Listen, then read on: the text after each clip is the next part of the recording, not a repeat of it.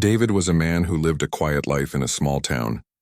People in the town often saw him walking to the local store, helping neighbors with small tasks, or sitting on a bench in the park.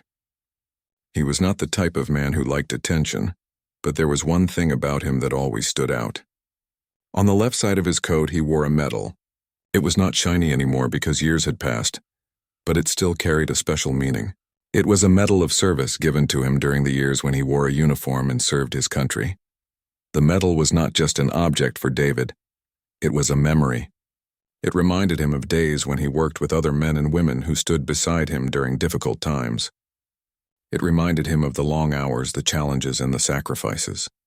For David, wearing that medal was like carrying a part of his past with him. He did not wear it to show pride in front of others. He wore it to keep the memory alive and to remind himself of who he was and what he had done. One morning, David received a letter that asked him to appear in court. It was not because of anything wrong he had done. He was called as a witness in a local case. A young man in his neighborhood was facing a small legal matter, and David had seen something that could help explain the truth. David believed in honesty, so he decided to attend. On the day of the hearing, David woke early. He put on his best coat, the same one he always wore for important occasions. As he looked in the mirror, his eyes fell on the medal. For a moment he thought about leaving it at home, but then he shook his head. To him, the medal was not decoration. It was part of him, and he felt it belonged on his coat as always.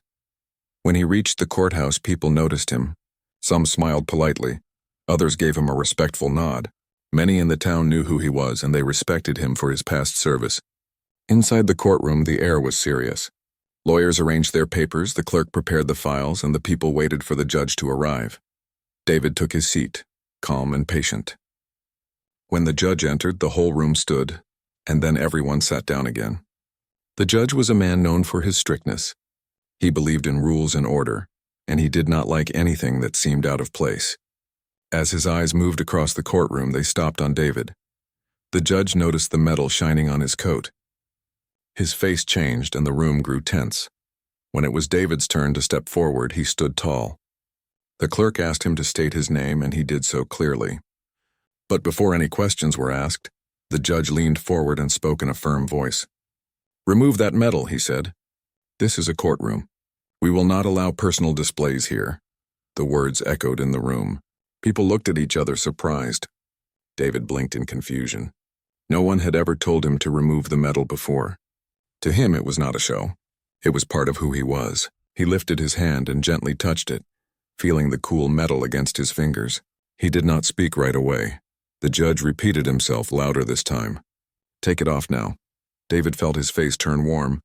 He had always respected authority, and he never wanted to cause trouble. But this was different. The medal was not a piece of jewelry or a fancy pin. It was something deeply personal. He stood there in silence, his thoughts racing. Should he obey quietly, or should he explain what the medal meant to him? The courtroom grew silent. Every person in the room was watching. Some leaned forward, curious about what David would do. Others shook their heads slightly, as if they could not believe the judge's order. Even the lawyers paused and lowered their papers, waiting. David's heart beat slowly but heavily. He did not want to disrespect the judge, yet he could not ignore the feeling inside him. That medal had been pinned on his chest years ago as recognition of his duty. Removing it felt like erasing a piece of his life. He took a deep breath, still unsure of what to do. That moment in the courtroom was more than just a simple order. It was the beginning of something larger. It was a test of dignity, respect, and identity. What David chose in that moment would not only affect the rest of the hearing, but would also open a path that could change his career and the way people in his town saw him. The silence in the courtroom felt heavy. Every eye was on David as he stood before the judge. The order to remove his medal still rang in the air. David's hand rested on the medal, and his mind was caught between respect for authority and respect for himself. For years, David had followed rules. Rules had guided his life when he was in uniform, and even after he returned home, he never stepped outside of them. But the medal was different. It was not about showing pride. It was about memory, sacrifice, and truth. Taking it off felt wrong to him. David took a slow breath. He looked at the judge and spoke in a calm but steady voice. "Sir, this medal is not for show. It is part of who I am. His words were simple, yet the weight of them reached every corner of the room. A few people in the audience nodded quietly, though they said nothing out loud. The judge frowned. He was not a man who liked to be challenged. He leaned back in his chair and tapped his desk with a finger. "This is a courtroom," the judge said firmly. "In this room, rules come first. Personal items have no place here. You will remove it or you will leave." David felt his heart sink. He had not come here to argue. He had only come to speak the truth as a witness. But now the truth seemed caught in something larger. He wondered if walking away would be easier. Yet deep down, he also knew that walking away would mean giving up a part of himself.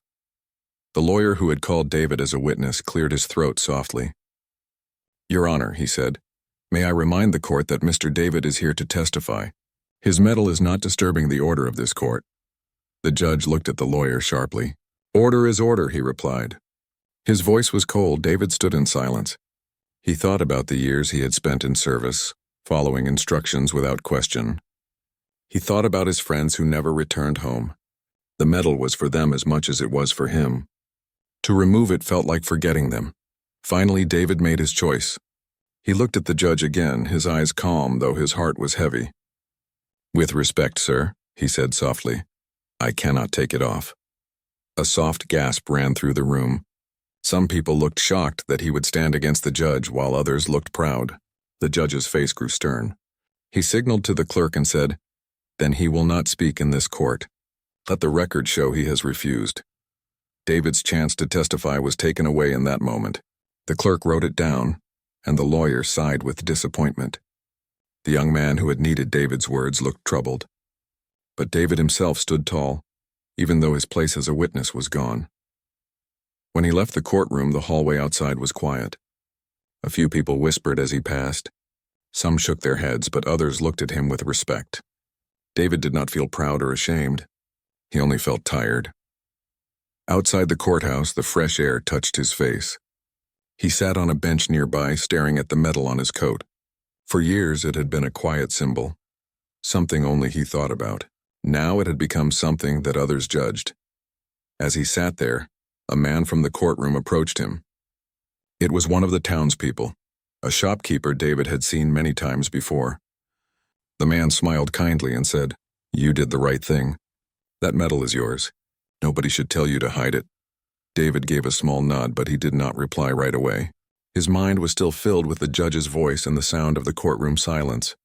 He wondered if refusing the order would bring more trouble into his life. The town was small and news traveled fast. By evening, many people had already heard the story. Some said David was brave for standing firm.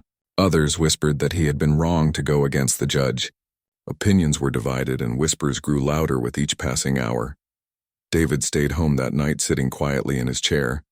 The medal caught the light from the lamp, and he kept looking at it. He thought about how one simple moment in court had changed so much. He had not expected this. He only wanted to speak the truth as a witness. Instead, his medal had turned into the center of attention. What David did not yet know was that this moment was only the beginning. The judge's order, his refusal, and the whispers in the town were about to grow into something larger. The days ahead would test him in ways he never imagined. The next morning, the town was buzzing with talk. At the bakery, customers whispered while buying bread. At the post office, people exchanged curious glances. At the small grocery store, neighbors spoke in quiet voices. Everyone seemed to know what had happened in the courtroom. Some said David was brave for standing up for himself. Others said he had disrespected the judge. Opinions spread like fire, and soon the whole town was divided into two sides. Those who respected David believed the medal was a part of his life and should not have been removed. Those who stood with the judge believed rules were rules and no one was above them. David did not seek attention, but he could not avoid it either. When he walked to the store that day, a group of older men nodded to him with respect. One of them said, "You stood tall, David. We are proud of you." But later, another man shook his head and muttered, "The judge is the law. You should have listened." David did not argue with anyone. He only offered a small smile or a polite nod and continued on his way. Inside, though, he felt a storm of thoughts. He had never wanted to be the center of attention. He had only wanted to do the right thing. That afternoon, David received an unexpected visitor. It was Clara, a teacher from the local school. She had always admired David's discipline and often invited him to speak to her students about service, honesty, and respect. She sat in his small living room holding a notebook in her hand. "David," she said kindly, "you may not realize this, but the children look up to you. They see your mettle and hear your stories, and they learn from you. What happened in the courtroom will soon reach their ears too. How you carry yourself now will teach them even more than your stories." Her words stayed with David after she left. He sat in his chair thinking deeply. The medal was more than a memory now. It had become a message, and people were watching how he handled it. Meanwhile, the young man whose case David had been called to support was feeling troubled. Without David's testimony, his case had taken a different turn. He visited David that evening, standing nervously at the door. "I am sorry you could not speak in court," the young man said. "Your words would have helped me, but I am grateful you tried." David placed a hand on the young man's shoulder and said, "Do not lose hope. The truth has a way of finding its path." As the days passed, the whispers grew into conversations, and conversations grew into debates. Local newspapers picked up the story. One small column appeared with the headline, "Judge orders veteran to remove medal." The article was short, but it carried enough weight to spread the matter beyond the town. Some readers from nearby towns wrote letters to the editor, praising David's stand. Others supported the judge, saying the courtroom should remain neutral. The story that had begun in a quiet room was now crossing into new places. David felt the weight of this attention. He was a man who liked peace, not noise. Sitting on his porch in the evenings, he wondered how far this would go. Would people forget after a week, or would it follow him for months? One evening, while he was sitting outside, his neighbor, an elderly woman named Grace, walked over with a basket of apples. She handed it to him and said, "David, you should not feel alone in this. Many people respect you. Do not let a single voice make you doubt your worth." Her kindness warmed his heart. For the first time since that day in court, he felt a small comfort. Yet he also knew that the judge had power in the town. If the judge saw him as disobedient, it could affect more than just whispers. It could affect his future. Late at night, David sat at his table staring at the medal. He traced its edges with his finger. The shine was faint, but to him it was still bright. He thought about the years of service, the faces of those he had worked with, and the promise he had made to himself never to forget them. The judge's words echoed in his memory. "Remove it now." The firmness of that voice would not leave his mind. David knew that this story was not over. The medal had become more than a symbol of his past. It had become a test of his present and his future, and somewhere inside him he wondered what would happen next, and how much it would cost to stand by what he believed in.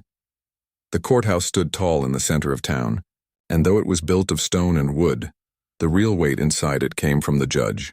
His word carried power, and his opinion often shaped how people thought. After the medal incident, the judge did not forget what had happened. In his office, he sat with his clerk flipping through papers. His expression was sharp and his voice low. "That man refused my order," the judge said. "If I allow this to pass, others will think they can ignore me too." The clerk nodded quietly but said nothing more. The judge was known for being strict, and few dared to question his thinking.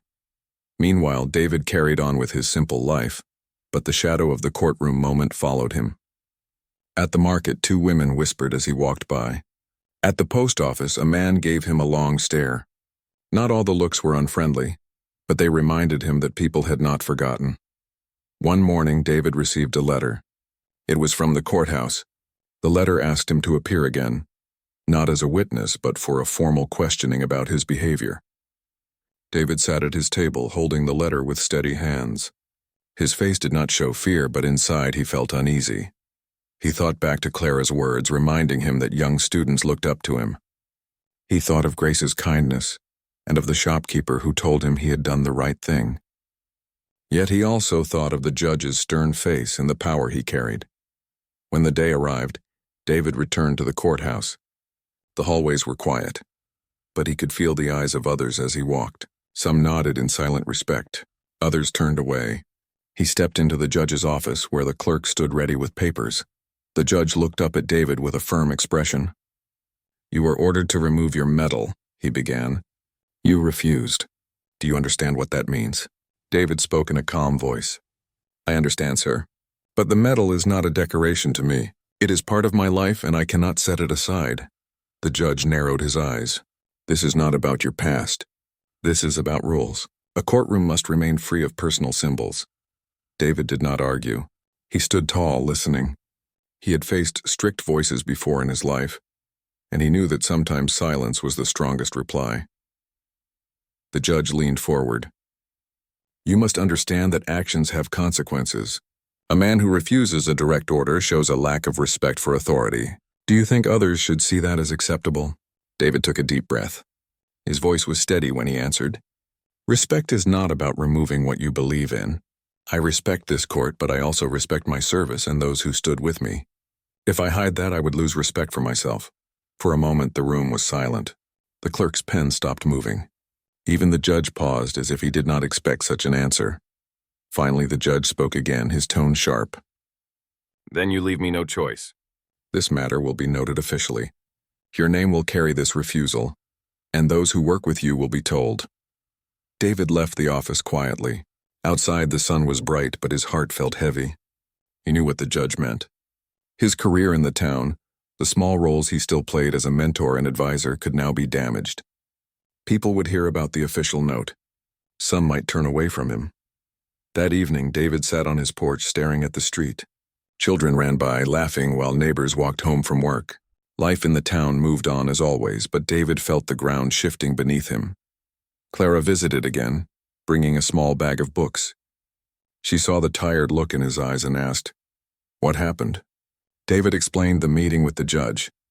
Clara shook her head slowly. "You may lose certain things, David, but remember, children do not learn from comfort.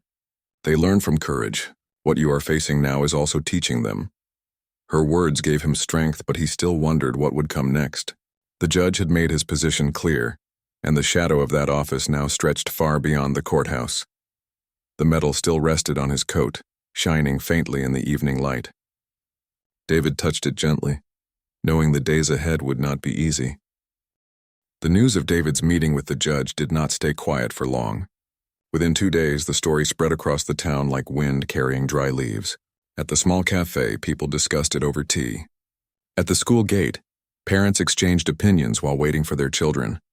Some said the judge was only doing his duty. Others said David had been treated unfairly. David himself remained calm on the outside, but inside he felt the weight of every word spoken about him. Each glance from the townspeople reminded him that he was no longer just David, the quiet man with a medal. He had become a subject of debate, a symbol in a struggle he had never asked for. One afternoon, David visited the library. He often went there for peace, reading quietly in a corner. But that day, the librarian greeted him warmly and said, "David, people are writing letters. Some to the newspaper, others to officials in the city. They want your story to be heard." David was surprised. He had never imagined strangers would take such interest. "I never wanted to cause noise," he replied softly. The librarian smiled gently. "Sometimes silence carries more noise than shouting. People saw how you stood in court. That meant something." That evening, a group of veterans from nearby towns came to see him. They had read about the incident in the newspaper. They sat with him in his small living room, their faces showing both respect and concern. One of them, a man named Robert, spoke firmly. "David, you stood up for every one of us. That medal is not just yours. It represents all who served. If you are told to hide it, then all of us are told the same." David listened quietly. Their words touched him, but they also worried him. He had not wanted his personal choice to turn into a larger issue. Yet it seemed bigger than him now. The next morning, David walked to the park. He sat on his usual bench, watching children play and families stroll by. A young boy approached him holding a notebook. "Mr. David," the boy asked shyly, "can I draw your medal for my school project?" David's heart softened. He nodded and the boy sat beside him, carefully sketching the small round medal on the coat. When he finished, he looked up and said, "My teacher told us that medals are for bravery. Is that true?" David smiled gently. "Bravery is not about fighting. It is about standing by what is right even when it is hard." The boy nodded seriously as if he understood more than his age allowed. That moment gave David a sense of peace. Maybe the whispers and debates were heavy, but if even one child learned the right lesson, perhaps it was worth it. But the judge's shadow had not lifted.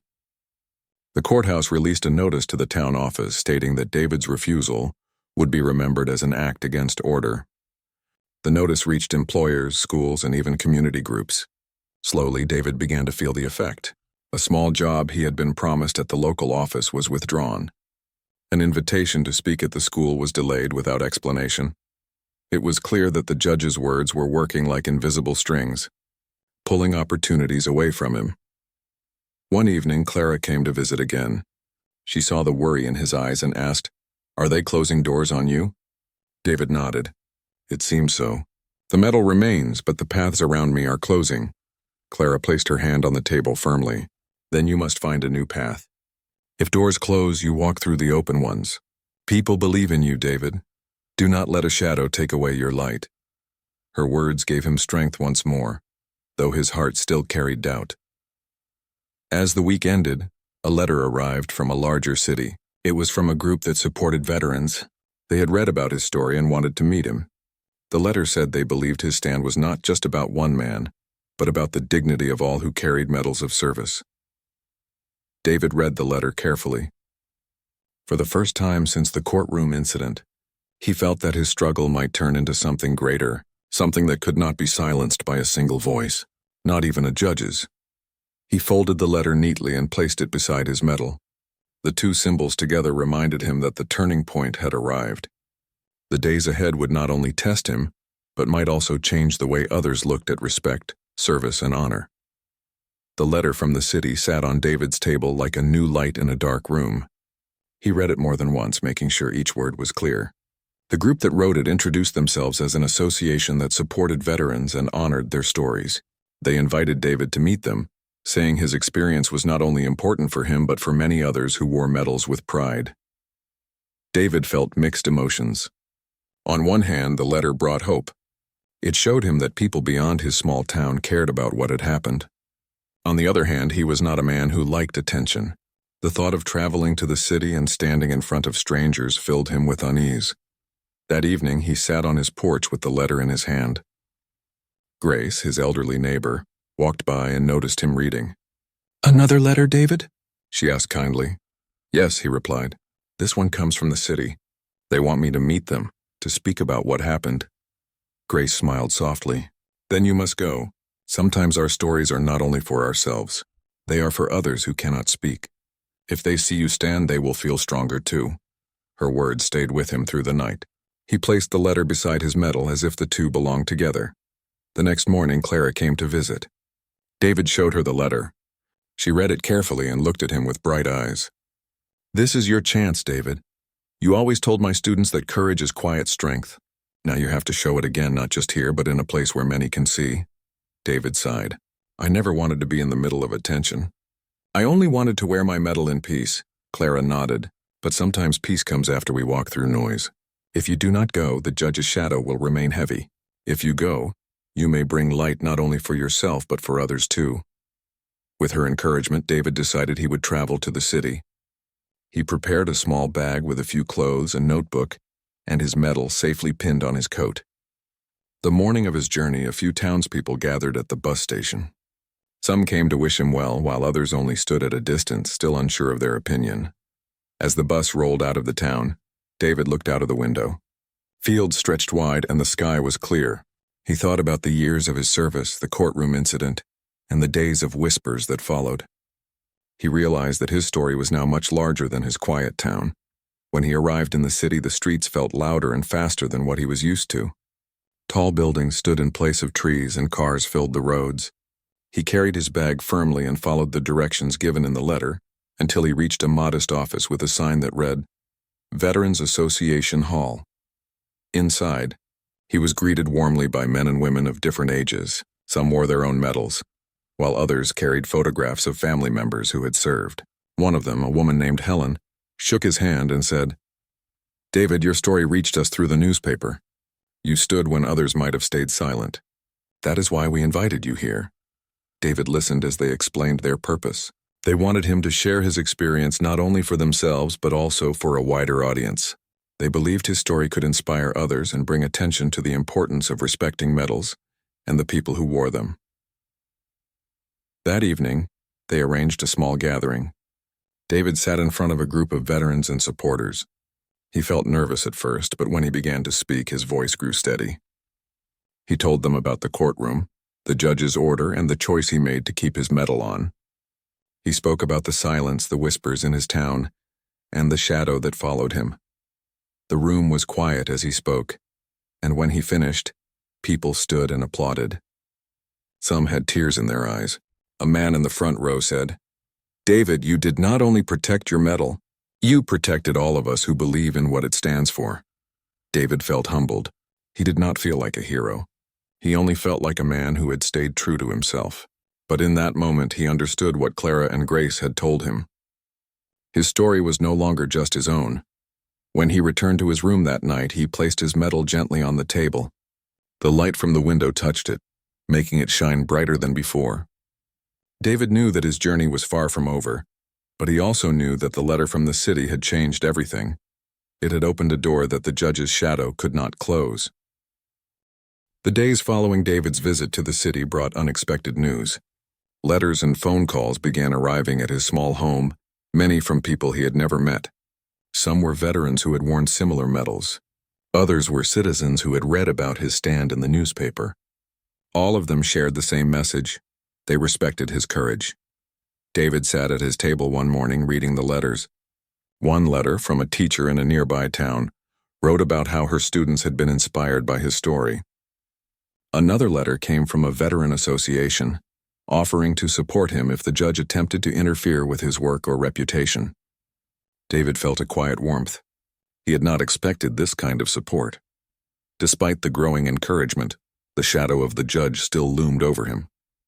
A local office that had once promised him a small role in community work now hesitated to confirm his position. Some people whispered that he had been trouble in the courtroom. Others suggested that supporting David openly could cause problems with the judge. David realized that the choice to stand for his medal was not only affecting his past, but also shaping his future. It was not easy, but he refused to let fear decide his actions. That afternoon, Clara visited once again. She noticed David reading letters and smiled. "See, David? The world is listening. Your courage is not going unnoticed." David shook his head slowly. "I never wanted this attention," he said. "I only wanted to be true to myself.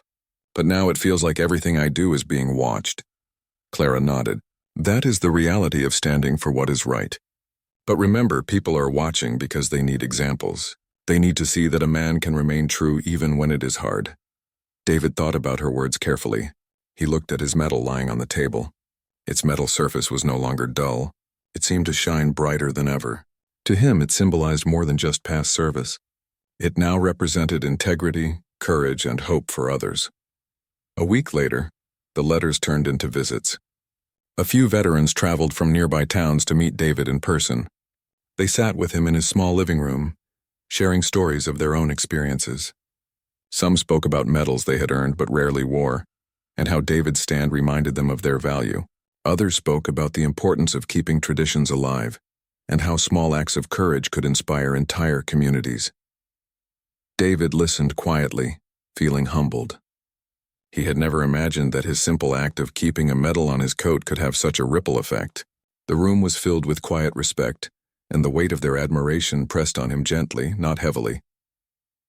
The next morning, a reporter from a city newspaper arrived at David's home. She wanted to write a story about his experience, about how a quiet man in a small town had stood firm in the face of authority. David agreed, but he insisted the focus remain on the idea of respect for service and courage, not on him personally. When the article was published, it spread quickly.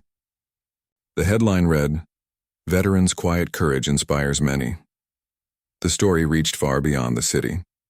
Soon David received phone calls from schools, associations, and veterans groups. They invited him to speak about his experience and the lesson of integrity that the medal represented. Even the young boy from the park, who had once drawn his medal, wrote a letter. "Your courage teaches me to always do what is right," the boy wrote simply. David smiled as he read it. The boy's words reminded him why he had refused to remove the medal in the first place. It was never about defiance. It was about setting an example for others, showing that one could honor the past while standing firm in the present. By the end of the week, David realized something important. The shadow of the judge was no longer the center of attention. People were seeing something greater: courage, respect, and the power of standing for what mattered. As he sat on his porch that evening, the metal on his coat catching the last rays of sunlight, David felt a quiet peace. The road ahead might still have challenges, but he had discovered that one simple act of truth could grow into something much larger than himself. And for the first time in many days, he felt certain that he had done the right thing. David woke early that morning, feeling a quiet strength he had not felt before. The days since the courtroom incident had been challenging, but they had also been revealing. He had learned that standing firm, even in the face of authority, could inspire others and change lives. The metal on his coat now seemed heavier in meaning but lighter in spirit, as if it had found its true purpose. The town was slowly beginning to see David differently. Whispers of disapproval were being replaced with nods of respect. People who had once doubted him now approached him with smiles and kind words. The bakery owner greeted him warmly and said, "David, we were wrong to judge you. You showed us what courage looks like." Even the young man whose case David had been called to witness now approached him with gratitude. "I could not speak in court that day," the young man said, "but seeing you stand strong taught me more than words ever could. Thank you for being true to yourself." David nodded gently, feeling a warmth in his chest. For him, the medal had never been about praise or recognition. It was about honor, memory, and the choices that defined a person. Now, seeing how his actions had inspired others, he understood that courage was not always loud. It could be quiet, steadfast, and powerful. That afternoon, a small crowd gathered at the community hall. The veterans group from the city had organized a meeting to formally recognize David. They invited townspeople, teachers, and children to attend. The hall was filled with smiles, gentle applause, and respectful silence as David entered wearing his medal proudly. Helen, the woman from the veterans group, stepped forward and spoke. "Today we honor a man who stood firm in the face of authority. David did not act for himself. He acted for every person who values respect, courage, and integrity. His medal is more than a symbol of past service. It is a symbol of inspiration for the future." David felt a quiet emotion rise in his heart. He had never sought recognition, but the faces looking at him now made him realize that sometimes doing what is right can touch lives in ways one cannot imagine. A child in the front row held up a drawing of David's medal. The boy looked up and said, "I want to be brave like him when I grow up." The room laughed softly, but David's eyes misted slightly. That simple statement carried more meaning than any speech could. As the ceremony continued, letters and messages from across the region were read aloud. They spoke of courage, respect, and the value of standing for what is right. David listened, humbled by the voices of people he had never met. Each message reminded him that a single act, when done with sincerity, could ripple far beyond its beginning. After the meeting, David stepped outside. The sun was setting, painting the sky in shades of orange and gold. He looked at the medal pinned to his coat and gently touched it. For years it had been a quiet companion, a memory of service. Now it had become a legacy. It carried the lessons of courage, respect, and the strength to stand firm, no matter the challenge. Clara and Grace joined him on the porch of the community hall. Clara said softly, "David, you see now what we meant. Your courage has inspired many. The medal is no longer just yours. It belongs to everyone who sees what it stands for." Grace smiled and added, "You stayed true to yourself. That is something no one can take away. Not the judge, not whispers, and not even fear." David nodded, feeling a quiet pride. He understood that life would continue to bring challenges, but the lesson of the medal was clear. Respect for oneself, honor for one's actions, and courage in difficult moments could shape more than just a single life. They could shape communities, inspire children, and influence generations. As the last rays of the sun disappeared behind the hills, David looked around at the people gathered, smiling and speaking quietly. His heart was calm. The courtroom, the judge, and the whispers of the past now felt like distant memories. What remained was the knowledge that he had stood for what was right, and in that moment David knew the true power of the medal. It was not the medal or the design that mattered. It was the courage, respect, and honor it represented. That courage, now seen by so many, would continue to inspire others long after the day had ended. David straightened his coat, the metal gleaming faintly in the evening light. He took a deep breath, feeling peace and purpose. The story that had begun with a courtroom order had grown into a legacy, and David knew that the lesson of courage would remain, shining quietly for all to see.